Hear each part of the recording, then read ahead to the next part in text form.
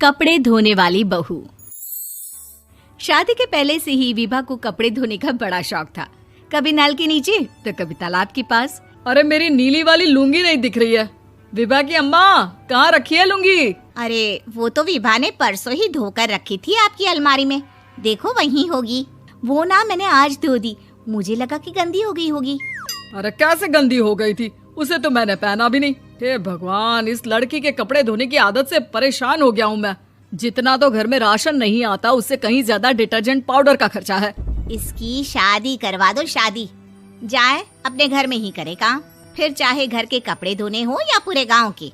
हाँ ठीक बोल रही हो, देखता हूँ मैं कोई लड़का। वो दिन भी आ जाता है जब विभा को देखने लड़के वाले आ जाते हैं। लड़की मुझे अच्छी लगी। होने वाली सास कहती है, बेटी अगर कुछ पूछना है तो पूछ लो। वैसे तो हमारी लड़की बहुत ही शर्मीली है, जो बोल दो वो मान लेती है, इसे क्या पूछना होगा।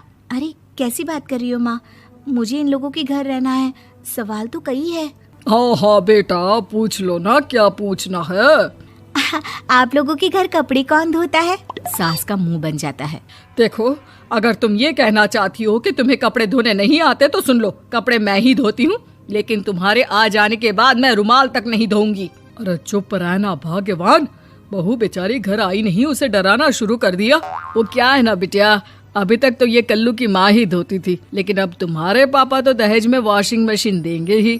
तभी विभा की माँ बोल पड़ती है, सवाल भी पूछा तो क्या। वैसे भाई साहब, मशीन की तो फिर भी कपड़े धोने की कैपेसिटी होती है। मतलब जो बिटिया दे रहे हैं ना विभा, इसे कपड़े धोने का बहुत शौक है। ये आप लोगों के क्या, आस पड़ोस गांव मोहल्ले सबके कपड़े धो दे और उफ तक ना करे। बाहर देखा नहीं आपने कितने कपड़े सूख रहे हैं? सब हमारी बिटिया ने ही तो धोए हैं। बस भी करो ना माँ, शर्म आ रही इतनी तारीफ सुनकर। और तो और एक दाग निकाल कर दिखाओ तो मान जाओ। हाँ अच्छा अच्छा, माफ करना बेटा, मैंने गलत समझा। हमें तो रिश्ता बहुत पसंद है। और ऐसे जुड़ जाता है रिश्ता कपड़े धोने का शौक रखने वाली विभा का। उसकी शादी हो जाती है कोयला फैक्ट्री में काम करने वाले कल्लू के साथ। शादी के बाद अचानक विभा चिल्लाती हुई सास के पास आती है। सासू माँ, अरे सासू माँ कहाँ है आप? ये तो धोखा है, धोखा दिया आप लोगों ने मुझे। इसे ससुर के चक्कर के बारे में पता चल गया। अरे तो उसमें तुझे क्यों धोखा मिला है? अरे नल में पानी नहीं आता, कपड़े कैसे कब धुलेंगे? अच्छा अच्छा, तू पानी नहीं आ रहा उसकी बात कर रही है। तो आपने क्या सोचा? कुछ नहीं। अच्छा, तेरी माँ ने कहा था कि कपड़े धोने का शौक है तुझे, याद आया मुझे।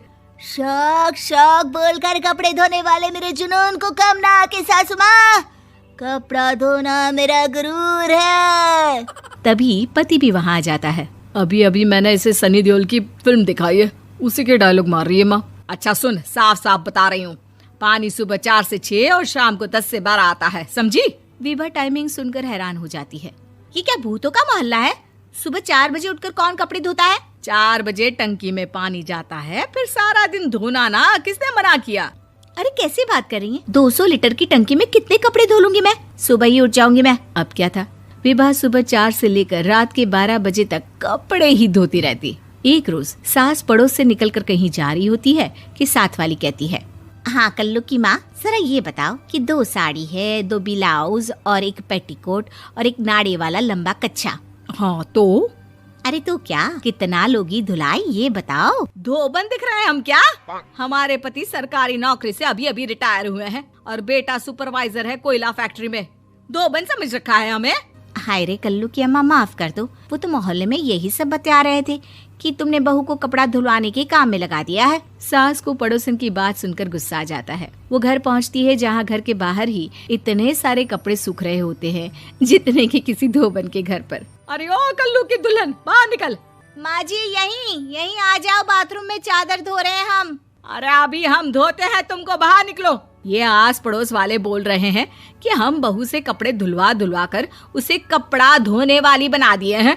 अरे छोड़ो ना माँ जी, किन लोगों की बातों में आती हो? आस पास के लोगों का तो काम ही होता है कि वो किसी तरह सास बहू को लड़ा दे। बहू सारे घर के कपड़े धोती है, ये क्या कम है? बोलिए। सास को भी लग जाता है कि वो बहू का ये सनकीपन नहीं छुड़वा सकती, इससे अच्छा है कि खुद ही चुप हो जाए। एक रोज सास और बहू मंदिर जाते हैं, जहाँ सास की साड़ी वहाँ खड़ी भीख मांगने वाली से मिलती है। माँ जी क्या बात है, आपकी साड़ी उस भिखारन से कितनी मिल रही है ना? हाँ हाँ देखो तो, दोनों की साड़ी मिल रही है। क्या बात है कल्लू की अम्मा, तुम खुद को तो अफसर की बीवी बताती हो और ऐसी सिंपल सी प्लेन साड़ी पहनकर घूमती हो। सिंपल और प्लेन नहीं है ये साड़ी। तो क्या सोने के धागे से फूल बने हैं? कुछ भी सासू माँ, कुछ भी। हाँ बने थे इस साड़ी में सोने के धागे से फूल। मेरे पति लेकर आए थे मद्रास से स्पेशली मेरे लिए 10,000 की। ताहे भाई साहब इस भिखारन के लिए भी सेम टू सेम साड़ी लेकर आए होंगे 10,000 की। सास उस वक्त तो कुछ नहीं कहती, लेकिन बहू के साथ घर आती है और अलमारी से एल्बम निकाल कर लाती है। ये साड़ी देख रही है, ये वही साड़ी है जिसे मैंने अभी पहना था। इस साड़ी में ये जो चमकदार फूल दिख रहे हैं ना, ये सोने के धागों से काढ़े गए हैं।